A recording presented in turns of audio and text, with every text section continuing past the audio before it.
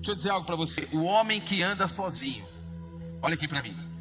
O homem que anda sozinho e não valoriza o que Deus quer fazer com ele, ou ele caiu, ou ele está para cair. Estou falando aqui com uma igreja de pessoas adultas. O homem que não valoriza, o homem que eu digo é o homem e a mulher, tá? Não é? O homem que não valoriza o que Deus está fazendo, o homem que quer andar sozinho, Fábio, ou ele já caiu, ou ele está prestes a cair.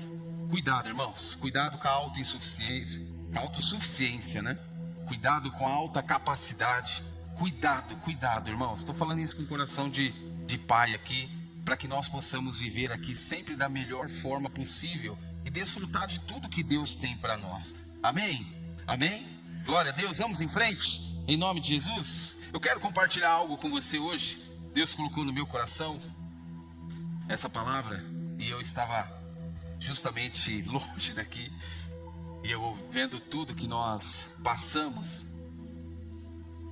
E eu falava assim para Deus durante uma semana: Deus, como é bom viver na tua presença, como é bom desfrutar de tudo isso, como é bom esperar no Senhor todas as coisas, como é bom confiar. Mas aí numa certa manhã, quando eu estava também meditando ali na palavra de Deus, Deus colocou no meu coração: Paulo, o que eu espero de você é isso, isso e isso.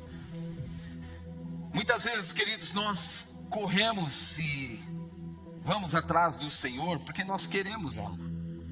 Nós esperamos promessas, nós esperamos milagres, nós esperamos maravilhas, sinais, prodígios, tudo isso.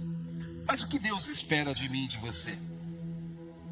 O que Deus sonha ao nosso respeito? O que Deus espera de nós como igreja? O que Deus espera de nós como filhos? O que Deus espera de nós como discípulos de Jesus que nós somos. Quantos são discípulos? Nós somos discípulos do Senhor. Estamos num processo de santificação, irmãos, intenso. O processo é intenso. O processo não é lento, não. O processo é intenso. Algumas coisas Deus quer tirar da nossa vida, amarra, a força. Algumas correntes, algumas cadeias, Ele está, sabe, irmãos, com gemidos inexprimíveis para tirar da nossa vida. Mas Deus tira algumas coisas, Cida, da nossa vida com uma mão, e a gente pega as nossas duas e traz de volta para dentro da nossa casa. Sabe, Fábio, Deus já nos tirou do poço de lama, mas alguns de nós preferimos, Cida, mergulhar no poço de lama novamente. Deus já arrancou de nós algumas raízes do pecado, mas com as nossas atitudes, Rafa, nós semeamos pecados ainda. Deus já arrancou de nós algumas religiosidades, quebrou alguns ídolos da nossa vida já, Dani. Mas nós construímos altares que Deus já tirou da nossa vida. Irmãos, o processo que Deus nos colocou, um processo de santidade, nós precisamos entender o nosso papel nesse processo. E para entender o nosso papel nesse processo, a pergunta é: o que Deus espera de nós?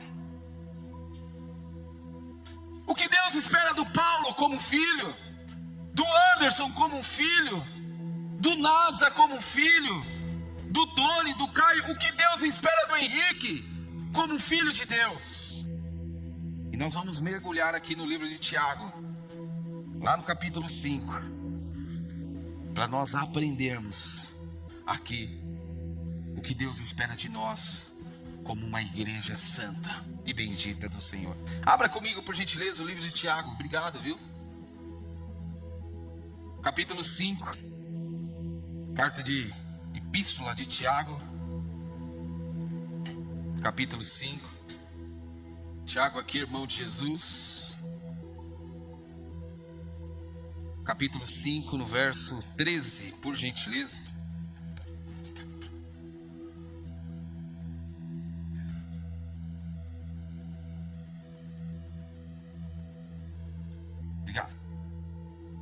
Achou aí? Vocês não receberam a revelação? Tiago capítulo 5. Quem achou, diga amém. Quem não achou, diga misericórdia. Opa, achei uma misericórdia aí. Tiago capítulo 5, no verso 13. Eu vou ler aqui na versão NVI. Consegue colocar aqui para mim? Acompanha aqui para mim, comigo, se você não trouxe Bíblia ou se você não achou ainda. Entre vocês, aqui é uma oração, amém? Nós estamos lendo aqui, é uma oração, beleza? Entre vocês, há alguém sofrendo? Que ore por essa pessoa. Há alguém que se sente feliz? Que essa pessoa que se sinta feliz cante louvores. Se alguém estiver doente, nós vamos orar. Se alguém estiver feliz, nós vamos cantar louvores. É isso que essa primeira frase está dizendo. Há alguém que se sente feliz, que cante louvores. Entre vocês há alguém doente, que mande chamar os presbíteros da igreja, os diáconos da igreja, para que estes orem sobre ele e unjam com óleo em nome do Senhor.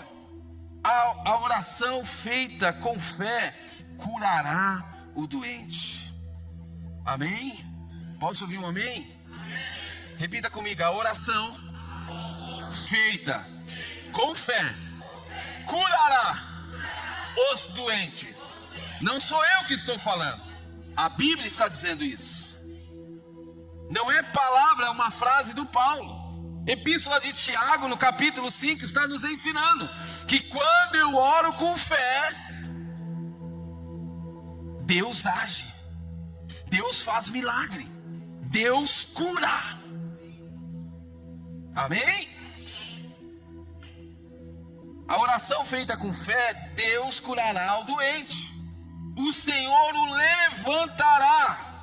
E se houver cometido pecados, ele será perdoado.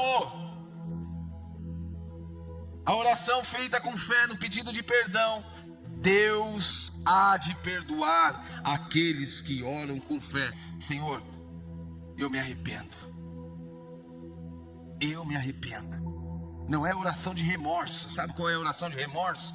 É a oração aquela que eu choro hoje, mas repito o mesmo pecado amanhã. Isso é remorso. Isso não é arrependimento, Caio. Arrependimento é aquela oração que eu faço hoje e eu decido. É uma decisão. Eu não peco mais. Isso já não faz parte mais da minha vida. É decisão. Não é remorso. É isso que a Bíblia está dizendo para mim e para você. Portanto, verso 16: confesse os seus pecados uns aos outros e orem uns pelos outros para serem curados.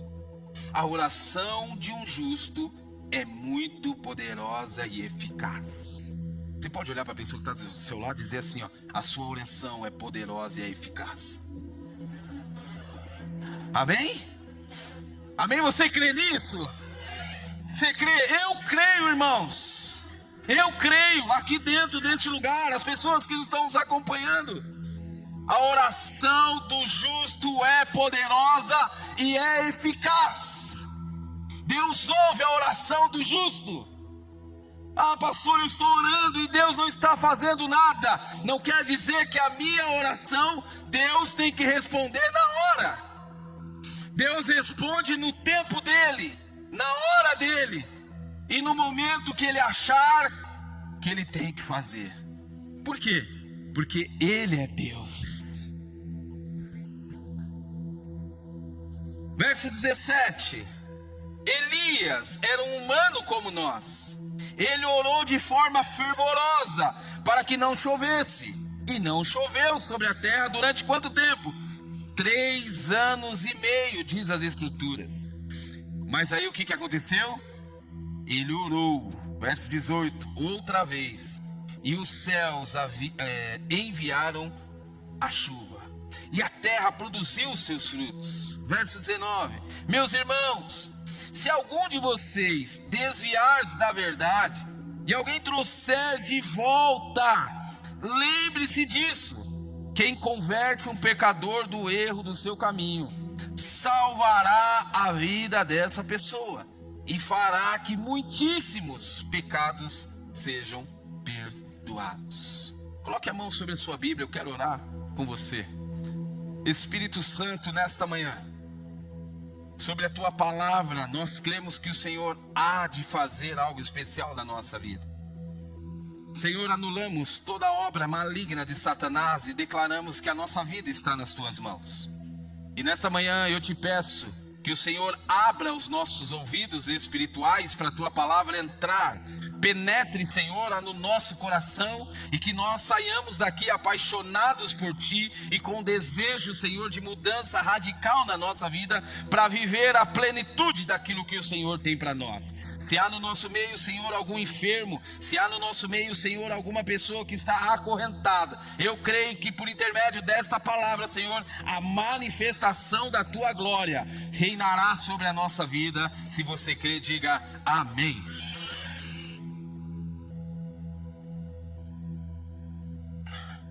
Tá esperando uma dessa, né, Caio? Tô de olho em você, viu? Sabe, queridos, nós estamos vivendo aqui em uma era que todos nós esperamos algo de Deus. Não, Deus vai fazer, Deus vai transformar, Deus vai alinhar, Deus vai fazer um milagre, Cris. Nossa, Deus está transformando. Nós esperamos muito de Deus. Nós cremos muito de Deus. Aliás, a maioria das vezes nós mais esperamos do que cremos. Nós mais esperamos Deus fazer do que crer naquilo que Ele pode fazer. E aí quando Deus não faz no tempo que nós achamos, Anderson, que Ele tem que fazer, nós nos frustramos, Lu. Porque nós achamos que Deus não responde a nossa oração. Que Deus é injusto. Que Deus virou as costas para mim. Não, Deus não virou as costas para ninguém.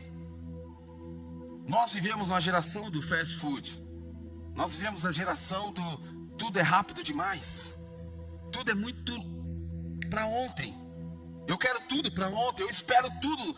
Deus não respondeu a minha oração, eu não vou mais na célula, não vou mais na igreja. Por que você não está indo na célula? Porque Deus não responde mais, porque não, está demorando muito, eu tentei. Mas e nós? Qual que é o nosso papel nesse processo? Qual que é o nosso papel no processo de esperar Deus agir, para que nós, não sejamos enganados por Satanás? Qual que é o nosso papel? Poucos de nós perguntam, o que Deus espera de mim? Você já fez essa pergunta para você mesmo? Então faça agora dentro do seu coração, o que Deus espera de mim? Você pode fazer isso para você. O que Deus espera de mim? Deus espera que eu tenha as mesmas atitudes que eu ando tendo. Deus espera que eu tenha o mesmo comportamento que eu ando tendo. O que Deus espera de mim?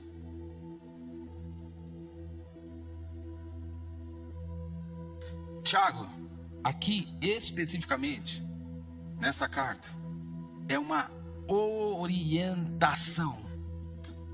É uma direção da parte de Deus para a própria igreja. A própria igreja em Jerusalém. Então, irmãos, a orientação que foi dada há mais de 2000 anos atrás, olha como a Bíblia é maravilhosa. Ela está repousando sobre a minha e a sua vida hoje, 1º de junho de 2025. Que tipo de cristão nós queremos ser? Que tipo de filhos de Deus, que tipo de discípulo nós queremos ser? Discípulos verdadeiros ou discípulos meia boca? Discípulos que levam Deus a sério ou discípulos que, deixa a vida me levar, que eu nem chamaria de discípulo? Eu coloquei 4 assuntos importantes, eu quero compartilhar com você nessa manhã. Primeiro ponto importante dessa ministração: o que Deus espera de nós? Deus espera que nós sejamos uma igreja que louve, que exalte, não só no tempo de alegria. Hoje eu não vou para a igreja, por quê? Não, porque minha semana não foi bela. Cara, amigo, deixa eu dizer algo para você. Só a sua semana não foi boa, né, Cris? Irmãos, ontem era 11 horas da noite, eu estava tomando uma injeção de vitamina para poder estar de pé hoje. Aí eu falei assim, não, eu não vou não. Ô Dani, você pode pregar amanhã? Que eu não vou. Ô Beto, você pode tocar amanhã? Que eu não vou. Por que você não vai não? Porque minha semana não foi boa. Aqui está dizendo assim, ó. Olha lá no verso 13, por favor. Se há alguém feliz, louve ao Senhor. Se há alguém que não está bem, louve ao Senhor. Exalte ao Senhor. Eu não entro na minha casa todos os dias voltando do meu trabalho, irmãos, porque eu não tenho nada para fazer. Eu volto para minha casa porque é meu lugar de refúgio. Independente de como foi o meu dia, eu venho para a igreja porque é o lugar que eu me sinto bem. É o lugar que eu adoro ao Senhor. É o lugar que, olha, eu sou equipado. É o lugar que, olha, eu levanto as minhas mãos para adorar. Mas eu posso fazer isso na minha casa. Mas você faz. Você faz. Desculpa. Aqui no verso 13, Tiago, ele encontra motivos para louvar ao Senhor. Ele encontra motivos de felicidade. E esse motivo nós também podemos encontrar hoje, queridos. Ah, pastor, a minha vida está dura, está difícil. Ouse a levantar as suas mãos para adorar. Quando você adora, cadeias são quebradas. Quando eu e você, quando nós adoramos, Deus está trabalhando. Quando nós levantamos as mãos para nos render, nós estamos dizendo, Senhor, olha, eu estou de mãos atadas, mas eu não vou deixar de te adorar. Não vou deixar de te exaltar. Eu não vou adorar ao Senhor somente nos momentos de alegria. Eu me lembro que um dos velórios mais tristes que eu fiz foi há pouco tempo. Primeiro porque não estava programado para eu fazer. Mas eu cheguei lá, já contei isso aqui. Aí o padre não foi, irmãos. Eu fiz assim, Jesus, é o Senhor querendo trabalhar aqui. E no momento de tristeza, eu disse assim, Senhor, o que nós vamos fazer aqui nesse velório? Tá todo mundo chorando.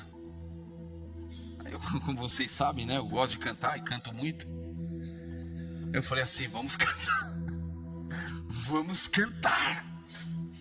Né? Aí eu comecei, Deus está aqui, aleluia, tão certo quanto o ar que eu respiro. Ninguém entendeu nada. Tava todo mundo chorando, André. Tava todo mundo. Eu falei assim, Deus, eu não sei o que fazer, mas eu sei que quando eu adoro, o céu se abre. Senhor, eu não sei nem o que falar aqui, Senhor, porque aqui tem macumbeiro, tem católico, tem espírito. Eu falei, Deus quer se manifestar. E o que eu vou fazer agora, Kátia? Eu falei assim, Senhor, me ajuda. A unção do Fernandinho está sobre as minhas cordas vocais. Jefferson, e eu falei assim, e agora? Não tem ninguém. Deus está aqui, aleluia, tão certo quanto o ar que eu respiro. Olha, o choro pode durar uma noite, mas quando eu louvo ao Senhor com a minha alma, com o meu coração, a alegria sendo derramada pela manhã. Irmãos, eu coloquei aqui a história de um homem, um cântico que muitos de vocês conhecem. Reginaldo conhece, Suzana também. Sou feliz com Jesus. Vocês conhecem esse cântico? Irmãos, isso aqui é de 1871. Não estou falando sério.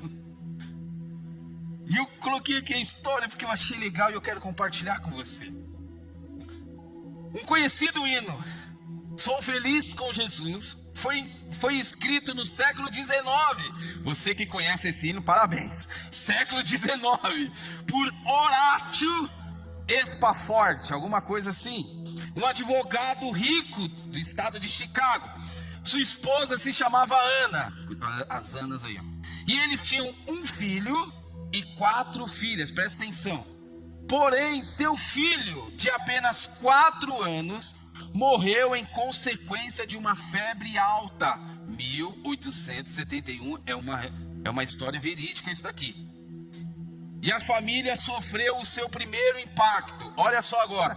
Em 1871 aconteceu um dos maiores incêndios da história dos Estados Unidos. Horatio teve uma grande perda financeira nessa ocasião. Em 1873, Horatio e sua família decidiram viajar para a Europa, mas um compromisso de último momento impediu ele de ir, e ele enviou então a sua esposa e os 4 filhos. Você pode imaginar o que aconteceu? Por isso que surgiu esse cântico. Eu vou adorar a Deus só quando tudo estiver bem? Em 71 ele perdeu um filho. Em 73 a história diz o seguinte, que ele enviou a sua esposa e as outras filhas para Europa. Então aconteceu mais uma tragédia, Anderson. Olha só, o navio onde elas estavam se chocou e afundou. Ana sobreviveu, mas as suas filhas não sobreviveram. Ela enviou uma triste mensagem para o seu marido dizendo: eu estou salva, porém só. Imediatamente ele foi ao encontro dela. No trajeto, indo ao encontro da sua esposa, quando passava perto do local do acidente, profundamente comovido, Horatio voltou para sua cabine do navio e escreveu esta canção: se a paz, a mais doce, puder desfrutar, se a dor, a mais forte, sofrer, ou seja, o que for, tu me fazes saber que feliz com Jesus sempre eu sou.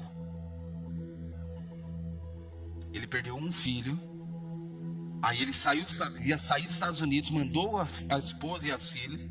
No caminho o navio bateu, perdeu as outras filhas e ele diz assim: feliz eu sou com Jesus. Irmãos, eu não vou pedir para colocar esse cântico porque é bem antigo e eu nem sei cantar ele, mas eu me lembro disso daqui com tanta clareza. Feliz eu sou com Jesus. Qual é o pai que ficaria feliz em perder os seus filhos? Qual é o pai que não ficaria com o coração abatido pela morte dos seus filhos? Quem de nós está preparado para viver uma situação como essa? Irmão, se o Jesus não for o centro da nossa vida, qualquer tipo de informação que nos traga insegurança vai abalar a nossa fé. Este homem poderia dizer assim: poxa, Deus, para mim acabou, eu vou ficar quieto aqui no meu lugar o resto da vida. Mas feliz eu sou com Jesus. Ainda que o choro dure uma noite, a alegria do Senhor me inunda pela manhã. Eu não vou louvar ao Senhor somente quando as coisas caminharem, eu vou louvar ao Senhor em todo o tempo. É isso que Deus espera de mim. É isso que Deus espera de mim. Atos 16, o que acontece? Paulo e Silas na prisão. Eles começam a adorar, eles começam a louvar, eles começam a cantar. E o que Deus faz, Henrique? Deus move, Deus trabalha, Deus quebra as cadeias, Deus abre os grilhões, Deus se move de maneira poderosa. Ei, a oração, o louvor abre portas, a oração e o louvor move montanhas. Por que eu vou ficar parado? Paulo e Silas, humilhados, açoitados, eles começam a adorar na cadeia. Ao invés de murmurarem, ao invés de falar assim: nada, hoje eu não vou. Por quê? Não, porque eu não estou bem. A minha cabeça não está bem. É mesmo? Muda, sabe? Muda a chave, irmãos. Vamos viver para Cristo e não somente andar. Eu ando com Cristo. Não, andar com Cristo é diferente de estar com Cristo. Andar com Cristo é uma coisa, agora estar, viver para Ele é outra coisa diferente. Segundo ponto importante: Deus, Ele espera que eu e você, que nós sejamos uma igreja que promova a cura. Olha lá o verso 14, Tiago diz assim: entre vocês há alguém doente? Ele está perguntando: ei, há alguém doente aqui? Há alguém doente? Que mande chamar os presbíteros para eles orarem, para eles ungirem com óleo em nome do Senhor Jesus. Pastor, quem eram os presbíteros aqui nessa época? Eram os primeiros líderes da igreja. Era gente séria, íntegra, de oração. Eram os homens que eram usados por Deus, que eu creio que até hoje nós temos esses homens. Eram os homens que usavam óleo da unção para poder quebrar cadeias. Aí aqui tem duas interpretações de óleo aqui para você ficar com mais clareza. Primeiro, na época, a unção com óleo, ela existia também por conta do momento que existiam muitos medicamentos naturais. Então, nessa época era usado os medicamentos naturais por forma de óleo. Mas a outra, a segunda, ungir com óleos doentes, era um símbolo da presença de Deus. Nós na igreja, nós trabalhamos com a segunda interpretação. Nós oramos com intermédio, com unção, com óleo, porque nós cremos que a unção com óleo é um símbolo da presença de Deus. Então o que Deus espera de mim e de você? Que nós sejamos uma igreja que promova a cura. Se está alguém doente no nosso meio, nós vamos orar e essa pessoa vai se recuperar. Se há alguém no nosso meio que está passando por um momento difícil, nós vamos orar como igreja. Nós vamos nos unir como igreja. Nós vamos aqui pagar o preço como igreja. E nós veremos a glória e o milagre de Deus.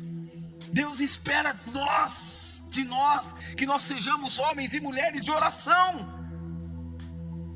Homens e mulheres de oração. Pastor, e se Deus não fizer? Nós fizemos aquilo que Ele espera de nós. Mas Ele tem a caneta. Ele tem a palavra final. Mas o que Ele espera de mim e de você é que nós sejamos uma igreja que ora. Ah, pastor, eu oro. Você ora? Eu estou orando café com Deus Pai. Ah, querido, vai desse laço. Se aprofunda na palavra. Vai na raiz. Vai lá, Senhor, olha, eu não sei o que fazer. Senhor, eu preciso de um milagre na minha vida natural. Eu preciso de um milagre na minha saúde. Eu preciso de um milagre, Deus. Ore. Tem coisas que Deus não vai fazer, porque sou eu e você que temos que fazer. Somos nós que precisamos nos posicionar como verdadeiros discípulos, filhos de Deus, homens e mulheres de Deus. Eu tô chateado. Para com isso. Se posicione. Meu trabalho. Ou você trabalhe e dê o seu melhor, ou ore para Deus abrir outra porta. Não fique murmurando, reclamando, falando pelos cantos, falando mal do seu chefe. Deus, a tua palavra diz que quando eu oro, o Senhor age. Deus, abre outra porta. Abre uma porta melhor, para eu honrar os meus compromissos, para eu abençoar a minha família. Deus, eu não quero ficar aqui, Senhor, porque senão eu vou pecar, eu vou falar mal do meu chefe. Senhor, olha, eu estou correndo risco aqui, Senhor, de cair no pecado no meu casamento, Senhor. Me tira daqui. Deus vai fazer. Terceiro ponto. O que Deus espera de mim e de você? Deus espera que nós sejamos uma igreja que confessemos os nossos pecados para sermos curados e perdoados. Irmãos, é melhor confessar uma tentação do que pedir perdão por um pecado. Mateus, você pode me ajudar? O que foi? É que no meu trabalho, cara, eu estou correndo risco. Eu queria que você orasse por mim, pedindo ajuda. É melhor você confessar uma tentação. Cara, olha, eu tô sendo lá atacado de todos os lados. Cara, eu tô correndo o risco de pecar, de sair com uma mulher, de trair a minha mulher. Cara, me ajuda em oração. É melhor você confessar essa tentação do que depois ter que pedir perdão por conta do pecado. Deus espera que eu e você nós sejamos uma igreja que confessemos, uma igreja que realmente esteja alinhada com a visão dele, a ponto de nós estarmos andando em santidade. Nós estamos sendo trabalhados dia após dia, o nosso interior sendo trabalhado, a nossa vida sendo trabalhada. Irmãos, não deixe, ou não, aquilo que eu falei no começo, não ande sozinho, nem homem, nem mulher. Volto, nós não fazemos o que fazemos porque nós não temos nada para fazer. Pelo contrário, foi um tempo tão rico que nós passamos aqui na sexta-feira. Um tempo de alinhamento. Fiquei feliz em receber mensagem de alguns homens. Pastor, olha, eu nunca imaginei que dentro da igreja o senhor falaria da forma que o senhor falou. De um homem pedir ajuda como o senhor falou que tem que pedir. E os homens que estavam aqui sabem do que eu estou falando. Fiquei feliz da vida. Me coloquei à disposição para poder ajudar alguns homens. Minha esposa se colocou à disposição para poder ajudar algumas mulheres. Olha, pastor, eu estava precisando de ajuda. Fiquei feliz da vida. É isso, irmãos. É uma igreja aqui que nós nos ajudamos. Uma igreja que cobrimos uns aos outros. Uma igreja que se preocupa com o próximo. Eu não vou esperar o meu amigo pecar para poder ajudar ele. Se eu estou vendo que ele está correndo risco, se eu amo a vida dele, eu falo, olha, querido, cuidado. Cuidado, eu estou aqui se você precisar. É isso que Deus espera de mim e de você. Olha o que diz o verso 15 aí da sua Bíblia. Ainda no Tiago capítulo 5. A oração feita com fé, ela curará o doente. O Senhor o levantará, e se houver cometido pecado, ele será o quê? Perdoado. Perdoado. Sabe o que os judeus eles criam? Que toda doença nessa época era fruto de pecado. Toda doença nesse tempo era fruto de pecado.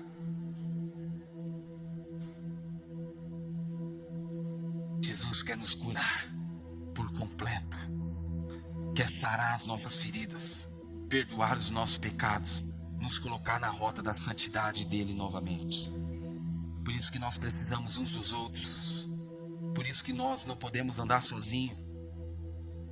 Lá no verso 16, olha o que diz: confessem os seus pecados uns aos outros e orem uns pelos outros para serem o quê? Curados. Quando eu oro um pelos outros, quando a igreja ora um pelo outro, nós somos curados. É o que a Bíblia está dizendo aqui para mim e para você. Nós somos curados. Mas pastor, por quem que eu tenho que procurar? Você vai procurar um homem de Deus, uma mulher de Deus, para você abrir o seu coração. Para de abrir o seu coração no elevador. Para de abrir o seu coração no vestiário. Para quem não se preocupa com você, para quem não está nem aí para você. Sabe o que é? Seu Pedro, vou usar o seu Pedro aqui que ele é mais experiente e vai entender o que eu vou falar. Seu Pedro, estou passando um momento difícil no meu casamento. Aí vem o seu Pedro e diz assim: separa mesmo. Sua mulher não presta. Seu marido é um vagabundo mesmo. Não separa logo dele. É isso que... É esse tipo de confessar um para o outro que a Bíblia está dizendo, está falando para eu fazer? Não. O que a Bíblia está dizendo é porque assim, olha, procure alguém maduro, um homem e uma mulher de Deus. Se você tiver dificuldade, confesse o seu pecado para você ser perdoado, para você ser sarado, curado. John Wesley, vocês conhecem o grande avivalista americano? Ele incentivava os cristãos a se confessarem uns com os outros pelo menos 3 vezes por semana. Olha que interessante. Nós estamos falando de um homem que foi usado por Deus de maneira espetacular. Confessar, querido, é abrir o coração e expor as suas malezas. Por isso que nós precisamos procurar pessoas maduras, senão nós vamos acumular. Quando acumula, chegar uma hora, o que acontece? Explode. Lembra daquela tragédia que nós brasileiros vivemos, principalmente o povo de Minas Gerais, naquela mineradora em Brumadinho? Estudos dizem que aquela mineradora, é isso? Ela estava no limite da sua capacidade. Não tinha uma vazão. Estudiosos dizem que se tivesse alguma vazão ali, André, certamente aquela tragédia seria evitada. Se aquele monte de dejetos, se ele tivesse um escape, NASA, para uma outra reserva, para um outro terreno, para um outro momento ali, certamente aquilo ali não aconteceria. Foi somente colocando dejetos, resto de mineradora, resto. Chegou ao ponto que não aguentou mais. Rompeu. Irmãos, e quando a coisa rompe, o que aconteceu lá? Uma tragédia. Morte de pessoas inocentes. Famílias destruídas. É isso que a Bíblia está dizendo para mim e para você evitar. Não espere chegar no limite. Não espere ultrapassar pontos que não precisa ultrapassar para você pedir ajuda. Peça ajuda. Confesse. Busque ajuda de amigos. NASA, ore por mim, NASA. Seu Pedro, ore por mim. Ei, Tom, ora por mim aqui. Lari, good morning, Lari. Ore por mim. Eu preciso de ajuda, Jéssica. Henrique, ore por mim aqui, eu preciso de ajuda.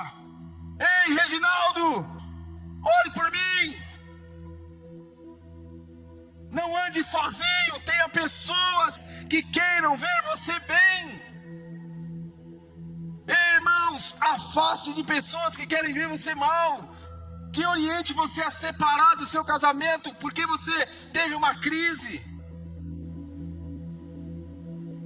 Pelo amor de Deus, nós não podemos viver dessa forma, queridos. Último ponto. Deus espera que nós, eu e você, nós sejamos uma igreja restauradora na vida das pessoas. Verso 17. Tiago, ele cita o exemplo de Elias, que era humano como nós. Mas também nós sabemos que Elias, ele tinha o que? Ele cultivava uma intimidade com Deus, a ponto de discernir sua voz e viver de acordo com a sua vontade. Nós precisamos disso. Por isso que a oração de Elias, ela era respondida de forma tão eficaz, de forma tão poderosa. Olha o que diz 19 e 20. Meus irmãos, se algum de vocês se desviar da verdade e alguém os trouxer de volta, lembre-se disso. Quem converte um pecador do erro, do seu caminho, salvará a vida dessa pessoa e fará que muitíssimos pecados sejam perdoados. Ele está falando aqui de pessoas que se desviam da vontade de Deus, se afastam da fé, se enfraquecem espiritualmente. E nós precisamos ajudá-las. Nós precisamos estar perto, nós precisamos ser a igreja do Senhor. Nós não somos aquele que acusa, nós somos aquele que estende as mãos. Nós não somos aquele que, NASA, 3 semanas sem vir para a igreja. NASA, tudo bem, senti a sua falta. O que está acontecendo? Alguma coisa eu posso te ajudar? Vamos orar. A oração de Elias era respondida. Nós cremos que a nossa também será. Alguma coisa eu posso te ajudar, Felipe? Alguma coisa eu posso ajudar você? O que eu posso ser útil no reino de Deus para ajudar você? Nós não somos aquele povo que acusa. Porque acusador nós já temos demais.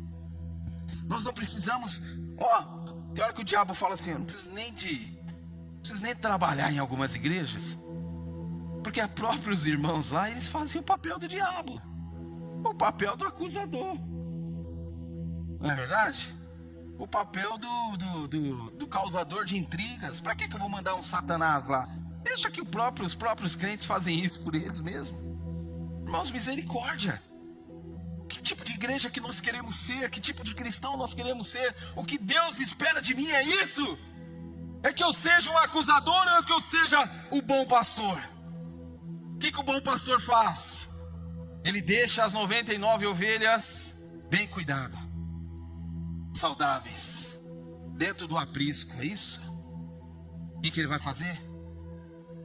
Ele vai atrás daquela que se perdeu. E eu me lembro que o bom pastor, se precisasse, ele quebrava as pernas da ovelha. Lembra disso?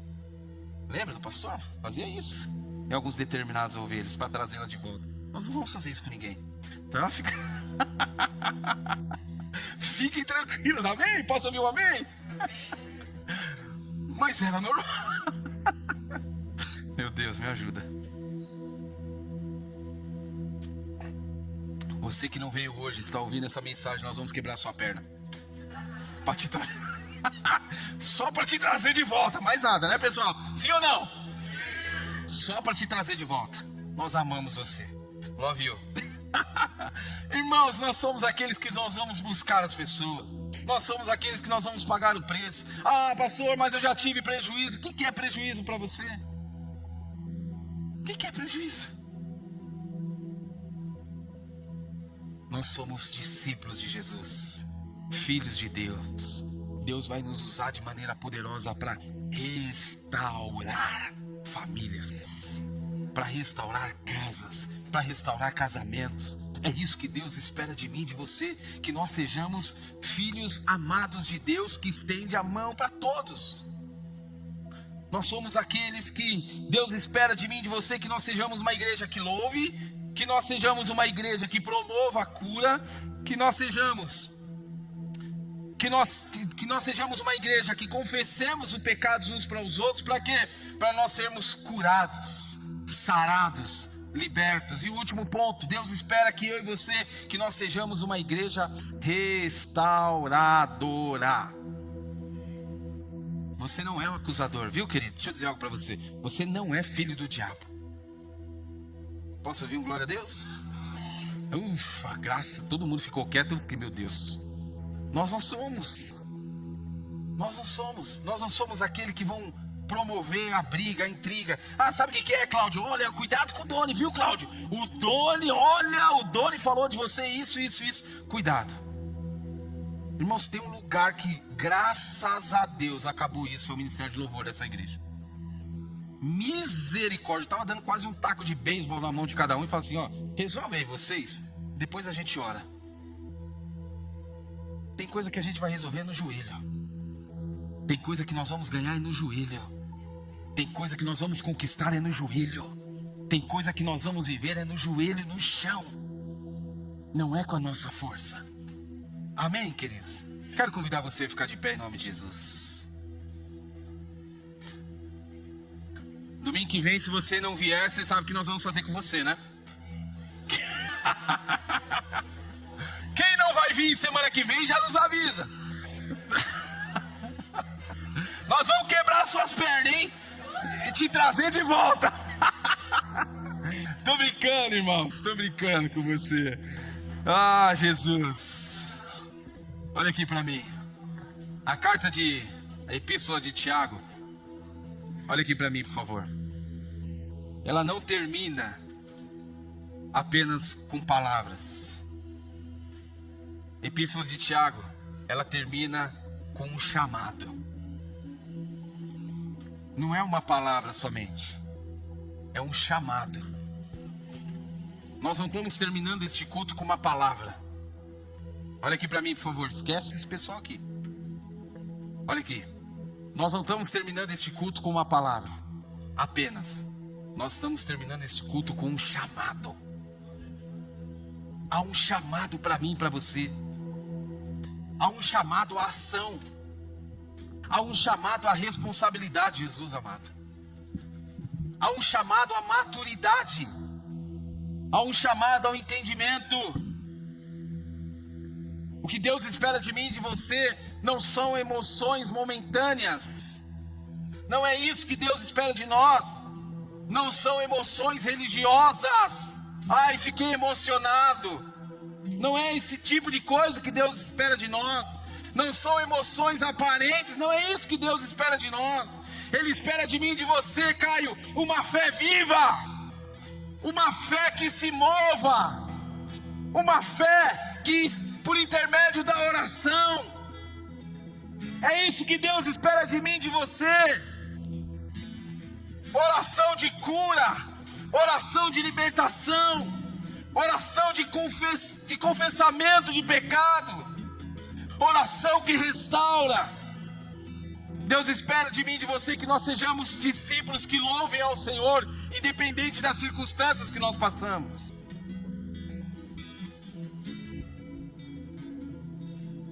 Que louve ao Senhor em meio às dores, não somente em meio às alegrias.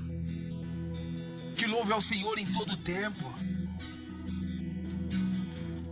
Deus espera de mim e de você que nós não escondemos a nossa fé. Pelo contrário, que nós expressemos a nossa fé. Deus espera que nós sejamos uma igreja que se importe um com o outro. É o que eu digo para todo mundo. Eu não quero tomar conta da sua vida, querido. Não quero cuidar da sua vida. Estou cheio de problema. Cuidar da sua vida para mim vai trazer mais problema. Mas eu quero ser um instrumento de Deus na sua vida. Eu quero ser um instrumento de Deus na sua vida. As decisões finais quem toma é você. Mas eu quero ser um instrumento. Cara, ora por mim. Ora por mim, eu quero orar com você, querido. Que nós sejamos a igreja que estende as mãos. A igreja que vê um irmão cair, nós vamos lá, nós vamos levantar ele. Nós não somos aqueles que acusam. Deus quer que eu e você, nós sejamos a igreja que vive na verdade. Não que só de vez em quando.